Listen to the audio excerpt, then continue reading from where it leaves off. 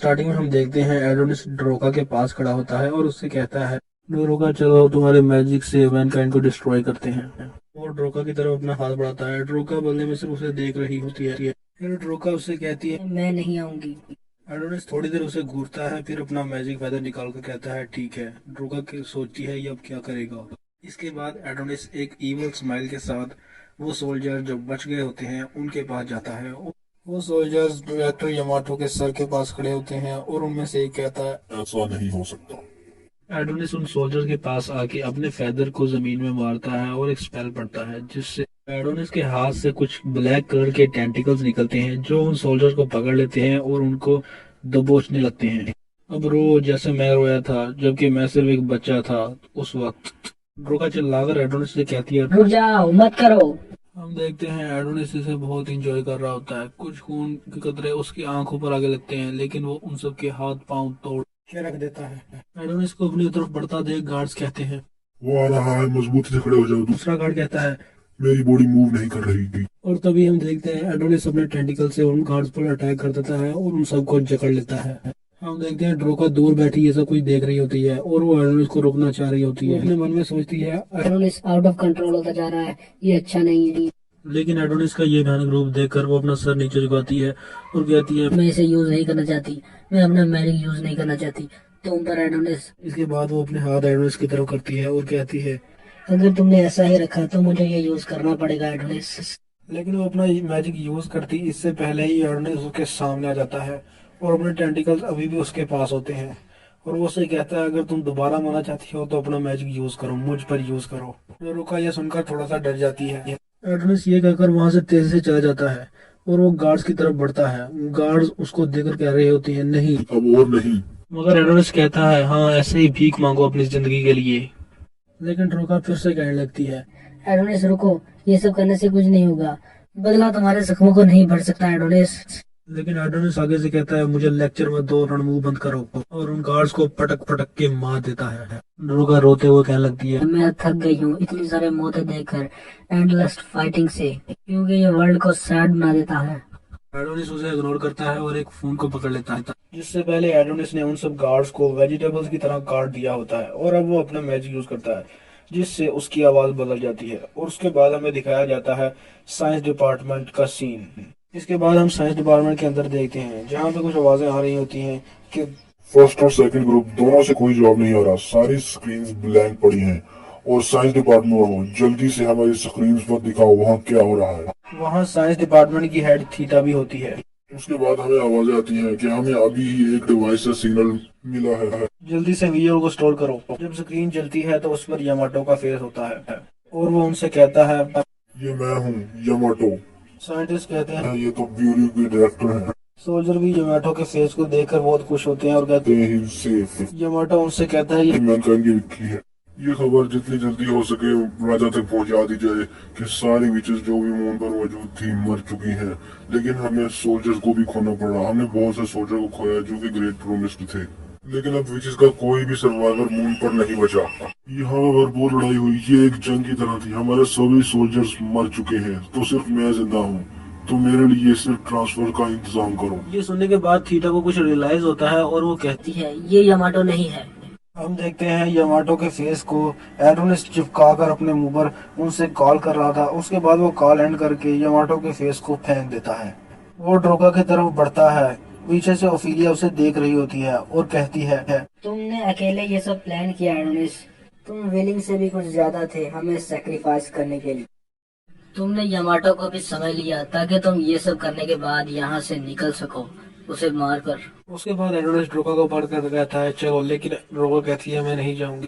और उसके बाद वो एडोनिस के मुंह पर एक चांटा लगा देता है जिसके बाद एडोनिस थोड़ा सा गुस्सा हो जाता है। लेकिन ड्रोका उससे कहती है, अगर क्लोई यहाँ पे होती तो वो तुम्हें इस तरह देखकर क्या सोचती। क्लोई का नाम सुनकर एडोनिस दुखी हो जाता है लेकिन इतने में ट्रांसफर भी गेन हो जाता है और वो ड्रोका का हाथ मजबूती से पकड़ लेता है। उसके बाद ड्रोका और वो उड़ने लगते हैं और ओफिलिया उनको देखते हुए कह रही होती है, गुड बाय एडोनिस, शायद गॉड तुम्हें देखे और तुम उस वक्त गिल्टी हो।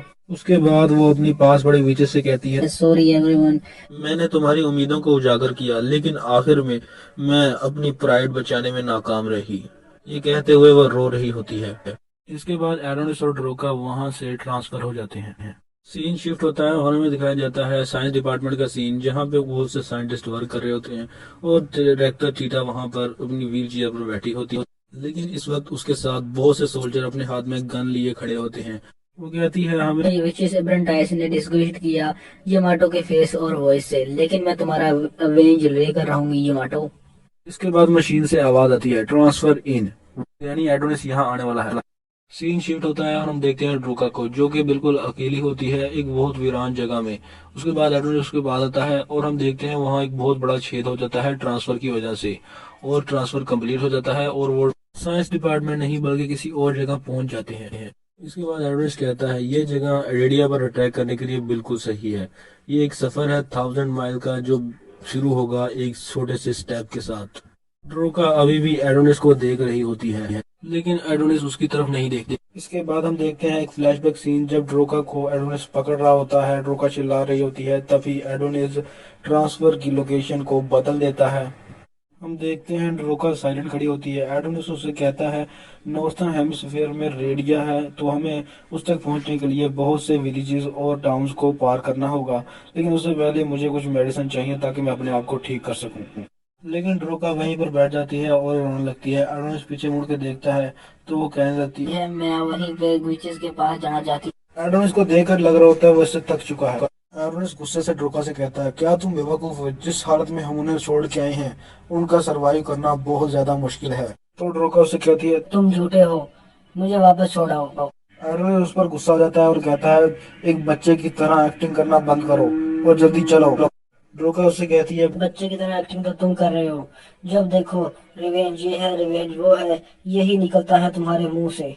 एडोनिस उसकी ये बात सुनकर थोड़ी देर साइलेंट हो जाता है। इसके बाद एडोनिस उसके आसपास घूमता है और अपने मेमोरी समनिंग मैजिक से उसकी पास्ट मेमोरीज उसको याद दिलाने लगता है। जब वो यमाटो से कह रही होती है अब बस करो, तुमने कितने लोगों की जान ले ली है, चलो प्रॉमिस करो कि आगे से तुम ऐसे फाइट नहीं करोगे।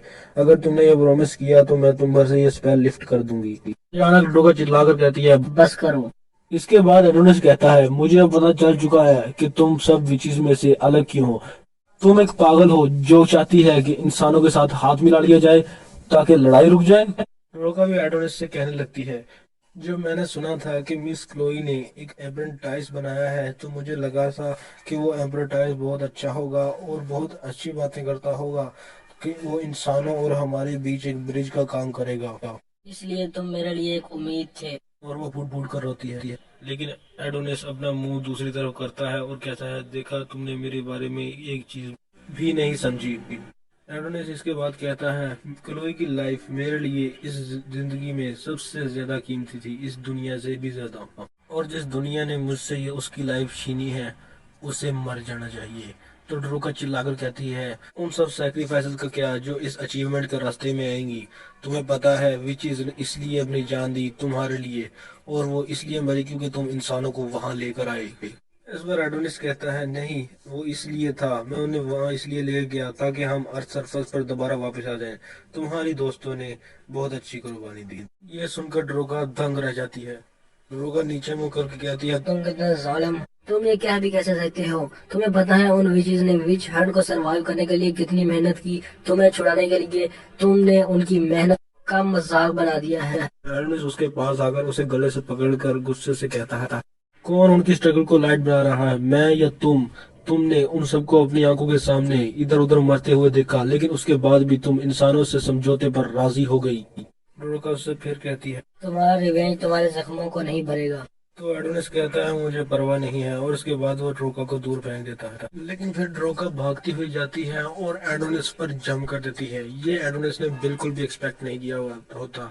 हम देखते हैं ड्रोका की टीयर्स एडोनिस के फेस पर गिर रहे होते हैं और ड्रोका रोते रोते कह रही होती तुम्हारे पास अभी भी वो जिंदगी है जो क्लोई ने बचाई थी, तो तुम उसे जाया मत करो रिवेंज के पीछे, उससे जिंदगी का मजा लो। मैं तुमसे ये नहीं कहती कि तुम भूल जाओ जो तुम उन्होंने किया, लेकिन तुम अपने रिवेंज के पीछे अगर तुम ऐसे ही चलते रहे तो तुम्हारा दिल भी एक दिन टूट जाएगा, जैसे उन लोगों का टूटा होगा जिन्होंने क्लोई के साथ ऐसा किया। इसके बाद एडोनिस कहता है जैसा मैंने सोचा ही था, तो मुझे नहीं समझी।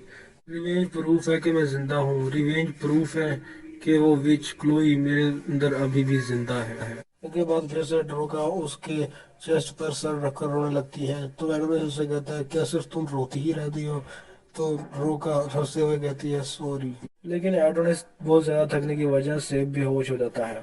तभी हम देखते हैं अचानक से उनकी तरफ मोटर बाइक से एक क्रू बढ़ रहा होता है, जिनमें कुछ लोग होते हैं जो कह रहे होते हैं ये लोग कहाँ से आए हैं और ये इस वीरान जगह पर क्या कर रहे हैं। उनमें से एक पर्सन कहता है। मुझे लगता है रेडियो एम्पायर ने इनका भी होमलैंड बर्बाद कर दिया, बिल्कुल हमारी तरह। दूसरा कहता है। मुझे तो लगता है ये यहाँ छुट्टियां मनाने आए हैं। तीसरा कहता है। इन लोगों के ड्रेसेस बहुत अच्छे हैं, मुझे लगता है ये एक कपल है। इसके बाद उनका लीडर बात करता है। जी, तो क्या ये यहाँ पर इलोई करने आए हैं? चलो इनकी तरफ चलते हैं। तो गाइस यहाँ पर हमारा एपिसोड खत्म हो जाता है। अगर वीडियो आपको अच्छी लगी हो तो लाइक और सब्सक्राइब करें, अगर ना लगी हो तो मत करना प्लीज। और मुझे कमेंट करके बताना कि ये लोग क्या एडोनिस से लड़ेंगे, क्योंकि अभी एडोनिस बेहोश है।